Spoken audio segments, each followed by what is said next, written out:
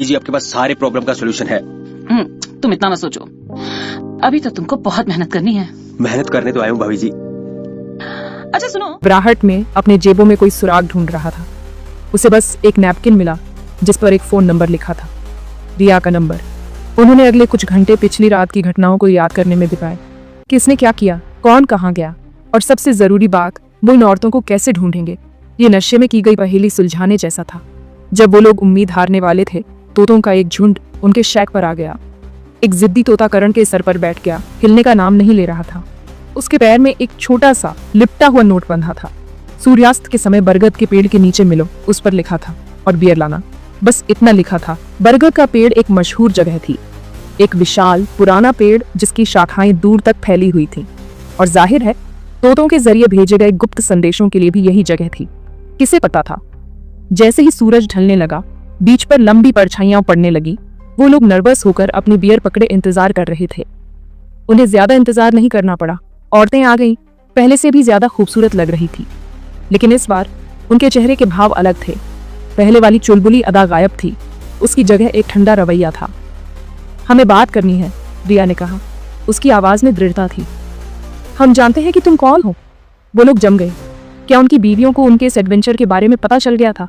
क्या ये औरतें प्राइवेट जासूस थी, या उससे भी बुरा पत्रकार है? हम जानते हैं कि तुम वो नहीं हो जो तुमने कल रात दिखावा किया था, तानिया ने कहा। उसकी आवाज में निराशा थी। तुमने हमसे झूठ बोला। पता चला कि नेहा जो कलाकार थी, उसने उनके नशे में धुत चेहरों के स्केच बना लिए थे। इंटरनेट पर थोड़ी सी खोजबीन ने सब कुछ बता दिया था, उनके नाम, उनके पेशे, उनके परिवार, सब कुछ। वो लोग शर्मिंदा हो गए।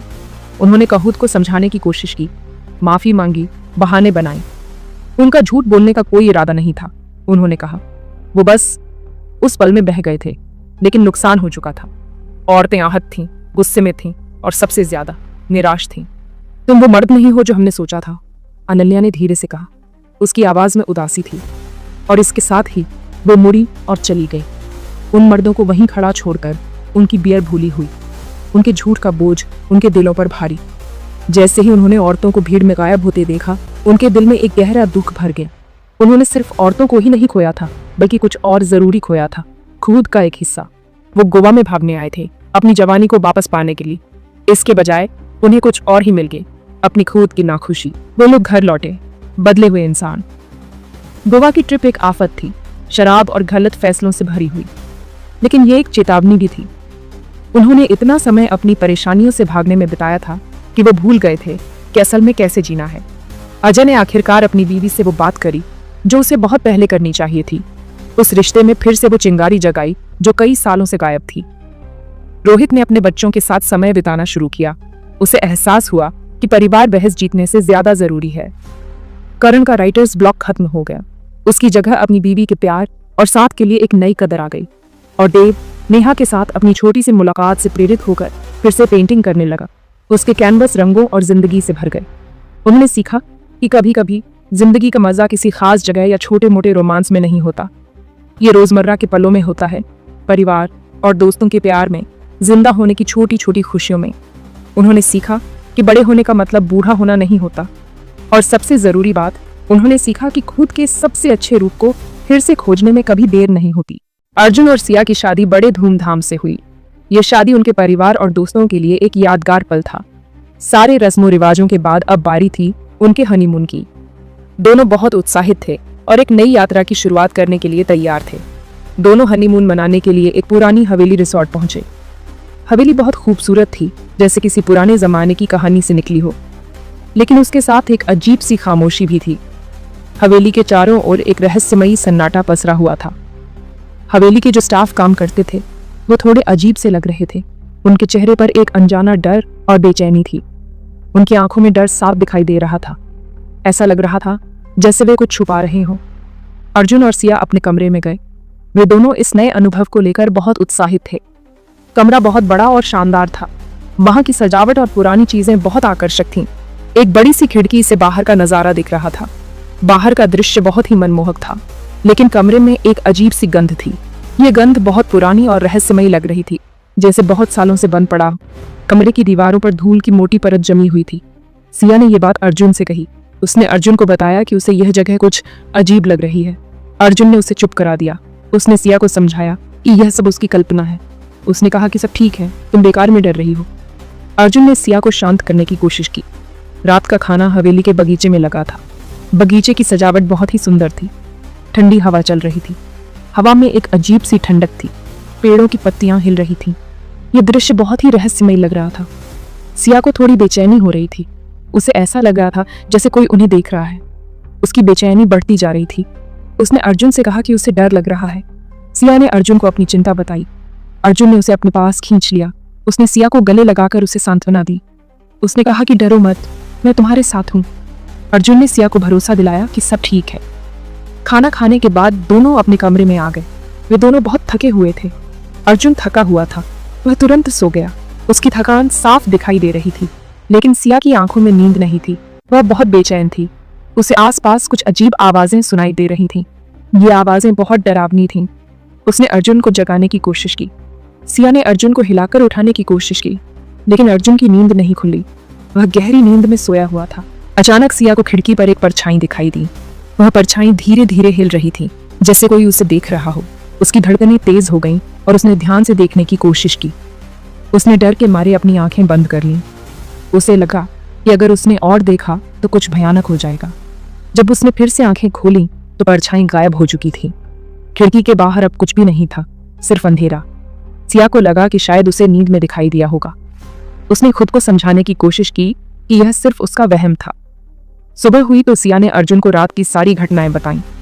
उसने हर छोटी बड़ी बात का जिक्र किया। अर्जुन ने उसकी बातों पर ध्यान नहीं दिया। उसे लगा कि सिया बस थकी हुई है और इसलिए उसे अजीब चीजें दिख रही हैं। उसने कहा कि तुम थकी हुई थी, इसलिए तुम्हें सब कुछ अजीब लग रहा था। उसने सिया को आराम करने की सलाह दी। चलो आज हवेली घूमते हैं। सिया मान गई। दोनों हवेली घूमने निकले। हवेली बहुत पुरानी और रहस्यमयी थी। हवेली बहुत बड़ी थी। उसमें कई कमरे थे। कुछ कमरे बंद थे। हर कोने में एक अजीब सी खामोशी थी। अर्जुन ने एक कमरे का दरवाजा खोलने की कोशिश की। दरवाजा बहुत पुराना और जंग लगा हुआ था, लेकिन दरवाजा अंदर से बंद था। अर्जुन ने और जोर लगाया, लेकिन दरवाजा नहीं खुला। सिया ने अर्जुन से कहा कि उसे उस कमरे में जाने से डर लग रहा है। उसकी आवाज कांप रही थी। उसे ऐसा लग रहा था जैसे उस कमरे में कोई राज छुपा है। उसकी छठी इंद्री उसे कुछ चेतावनी दे रही थी। अचानक उन्हें एक आवाज सुनाई दी। आवाज बहुत धीमी और रहस्यमयी थी। आवाज एक औरत की थी। वह आवाज हवेली के अंदर गूंज रही थी। वह गाना गा रही थी। गाने की धुन बहुत ही पुरानी और दर्द भरी थी। गाना बहुत ही दर्द भरा था। ऐसा लग रहा था जैसे वह औरत अपनी पीड़ा व्यक्त कर रही हो। सिया और अर्जुन उस आवाज का पीछा करते हुए एक कमरे में पहुंचे। कमरा खाली था। वहां कोई नहीं था, लेकिन गाने की आवाज अब भी आ रही थी। आवाज कमरे के हर कोने से आ रही थी। अर्जुन को समझ नहीं आ रहा था कि क्या हो रहा है। वह चारों ओर देखने लगा। सिया डर के मारे कांप रही थी। उसकी आंखों में डर साफ झलक रहा था। अर्जुन ने सिया को चुप कराया। सिया की आंखों में डर साफ झलक रहा था। उसने कहा कि डरो मत, मैं तुम्हारे साथ हूं। हम इस रहस्य को सुलझाएंगे। हम पता लगाएंगे कि यह आवाज कहां से आ रही है। यह जगह अजीब है, लेकिन हमें हिम्मत नहीं हारनी चाहिए। दोनों उस कमरे में घूमे। हर कोने को ध्यान से देखा। उन्हें एक बड़ा सा शीशा दिखाई दिया। शीशा बहुत पुराना था। ऐसा लग रहा था जैसे कई सालों से किसी ने इसे छुआ भी नहीं हो। उस पर धूल जमी हुई थी। धूल की मोटी परत ने शीशे को लगभग अदृश्य बना दिया था। सिया ने शीशे को साफ किया। उसने धीरे धीरे धूल हटाई। जैसे ही सिया ने शीशे को साफ किया, उसे कुछ अजीब महसूस हुआ। शीशे में एक औरत की परछाई दिखाई दी।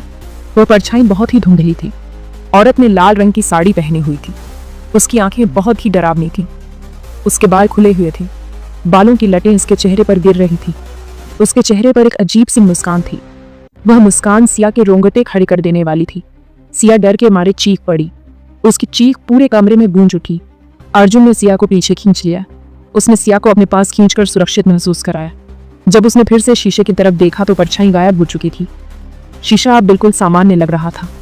अर्जुन ने सिया से कहा कि शायद तुम्हें धोखा हुआ होगा। यहाँ कोई नहीं है। यह सब तुम्हारे दिमाग का खेल हो सकता है। लेकिन सिया को यकीन हो गया था कि उसने जो देखा वह सच था। यहाँ कुछ ना कुछ गलत जरूर है। लेकिन अर्जुन उसकी बात मानने को तैयार नहीं था। उसने कहा कि हमें और जांच करनी चाहिए। अगले दिन अर्जुन और सिया नाश्ते के लिए नीचे आए। हवेली के जो लोग काम करते थे वो अब भी डरे हुए लग रहे थे। सिया ने उनसे पूछा कि क्या हुआ है, लेकिन किसी ने भी कुछ नहीं बताया। अचानक एक बूढ़ा आदमी वहां आया। उसने अर्जुन और सिया को अपनी कहानी सुनाने का फैसला किया। बूढ़े आदमी ने बताया कि यह हवेली श्रापित है। कई साल पहले इस हवेली में एक राजा रहता था। राजा बहुत बुरा था। उसने अपनी पत्नी पर शक किया और उसे जिंदा जला दिया। तब से राजा की पत्नी की आत्मा इस हवेली में भटक रही है। वह हर नई नवेली दुल्हन को अपना शिकार बनाती है। अर्जुन को बूढ़े आदमी की बात पर यकीन नहीं हुआ। उसने कहा कि यह सब बकवास है, लेकिन सिया को यकीन हो गया था कि यह हवेली सचमुच श्रापित है। उसने अर्जुन से कहा कि हमें यहाँ से जाना चाहिए, लेकिन अर्जुन ने फिर से उसकी बात नहीं मानी। उस रात अर्जुन और सिया अपने कमरे में थे। अचानक कमरे की लाइट चली गई। चारों तरफ अंधेरा छा गया। सिया डर के मारे चिल्लाई। अर्जुन ने मोमबत्ती जलाने की कोशिश की, लेकिन मोमबत्ती नहीं जली। तभी उन्हें खिड़की पर फिर से वही परछाई दिखाई दी। परछाई धीरे धीरे उनकी तरफ बढ़ने लगी। सिया और अर्जुन डर के मारे पीछे हटने लगे। परछाई और करीब आ गई।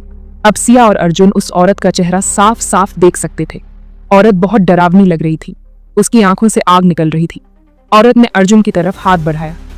अर्जुन ने सिया को पीछे धकेल दिया और खुद औरत से भिड़ गया। दोनों में लड़ाई होने लगी। सिया डर के मारे चिल्ला रही थी। उसे समझ नहीं आ रहा था कि क्या करे। सिया को अचानक याद आया कि बूढ़े आदमी ने बताया था कि औरत को आग से डर लगता है। सिया ने तुरंत पास पड़ी एक चादर उठाई और उसमें आग लगा दी। आग की लपटें देखकर औरत डर गई। वह चिल्लाई और गायब हो गई। अर्जुन और सिया ने खुद को संभाला। वे जानते थे कि उन्हें यहाँ से जल्दी भागना होगा। वे अपने कमरे से बाहर निकले। हवेली में सन्नाटा छाया हुआ था। हवेली में काम करने वाले सारे लोग गायब थे। वे हवेली के मुख्य द्वार की तरफ भागे, लेकिन मुख्य द्वार बंद था। उन्होंने दरवाजा खोलने की बहुत कोशिश की, लेकिन दरवाजा नहीं खुला। वे हवेली में फंस चुके थे। सिया डर के मारे रोने लगी। अर्जुन ने उसे चुप कराया। उसने कहा कि हम हार नहीं मानेंगे, हम यहाँ से जरूर निकलेंगे। अर्जुन और सिया हवेली के पीछे की तरफ भागे। वहां उन्हें एक खिड़की खुली हुई दिखाई दी। खिड़की बहुत छोटी थी, लेकिन उनके पास और कोई रास्ता नहीं था। अर्जुन ने पहले सिया को खिड़की से बाहर निकाला, फिर खुद भी बाहर कूद गया। वे दोनों भागते हुए हवेली से दूर चले गए। वे तब तक भागते रहे जब तक उन्हें एक सड़क नहीं मिल गई। सड़क पर एक कार आ रही थी। उन्होंने कार वाले से मदद मांगी। कार वाला उन्हें पास के एक शहर में ले गया।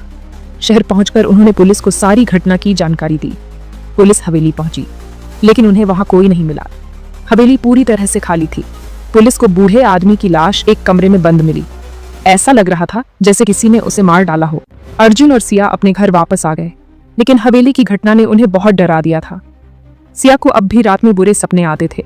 उसे हर जगह वही औरत दिखाई देती थी। अर्जुन ने उसे समझाया कि अब सब ठीक है, तुम सुरक्षित हो, लेकिन सिया के मन से डर नहीं निकल रहा था। उसे लग रहा था जैसे औरत की आत्मा अब भी उनके पीछे है। उसे डर था कि कहीं औरत फिर से उन्हें परेशान करने ना आ जाए। वो जानती थी कि उसे इस डर से बाहर निकलना होगा। अर्जुन ने सिया का साथ दिया। उसने सिया को इस डर से बाहर निकलने में मदद की। धीरे धीरे सिया की हालत में सुधार होने लगा। उसके बुरे सपने आने बंद हो गए। वह फिर से पहले जैसी खुश रहने लगी। हालांकि हवेली की घटना ने अर्जुन और सिया के रिश्ते को और मजबूत बना दिया था। वे दोनों एक दूसरे से और भी ज्यादा प्यार करने लगे थे। वे जानते थे कि वे किसी भी मुसीबत का सामना साथ मिलकर कर सकते हैं। उनका प्यार ही उनकी असली ताकत था। प्यार, धोखा और रहस्य, ये तीन शब्द मिस ब्रिगांजा की जिंदगी की कहानी बताते हैं। उनकी जिंदगी में प्यार की मिठास थी, धोखे की कड़वाहट थी और रहस्य की गहराई थी। यह कहानी एक ऐसी महिला की है जिसने अपने जीवन में कई उतार चढ़ाव देखे, लेकिन अंत में एक रहस्य बनकर रह गई। एक समय पर वह सेंट पॉल्स कॉलेज की सबसे प्यारी प्रोफेसर थी, जिनकी मुस्कान से क्लासरूम रोशन हो जाता था। उनके पढ़ाने का तरीका इतना अनोखा था कि हर छात्र उनके लेक्चर का इंतजार करता था। वह न केवल एक बेहतरीन शिक्षक थी, बल्कि एक मार्गदर्शक और मित्र भी थी। लेकिन फिर एक दिन अचानक गायब हो गई। वह दिन कॉलेज के इतिहास में एक काले दिन के रूप में दर्ज हो गए। किसी को नहीं पता था कि वे कहाँ गई और क्या। उनके अचानक गायब होने से कॉलेज में हड़कंप मच गया। हर कोई हैरान और परेशान था। उनका कोई पता नहीं चला, बस एक रहस्य पीछे छूट गया। उनके कमरे में उनकी कुछ व्यक्तिगत चीजें मिली, लेकिन वह खुद कहीं नहीं थी। कॉलेज का कैंपस रात में और भी रहस्यमय लगने लगा। हर कोने में एक अनकहा डर और अनजाना सन्नाटा था। यह कहानी मेरी माँ मिस ब्रिगांजा की है, जो अचानक गायब हो गई। मैं, रिया कपूर, उनकी बेटी, इस रहस्य को सुलझाने के लिए वापस आई। मेरी माँ मेरे लिए सब कुछ थी, और उनका अचानक गायब हो जाना मेरे लिए एक बड़ा झटका था। जो अचानक गायब हो गई। मैंने हर जगह उनकी तलाश की, लेकिन कहीं कोई सुराग नहीं मिला। कॉलेज के नोटिस बोर्ड पर उनकी गुमशुदगी का पोस्टर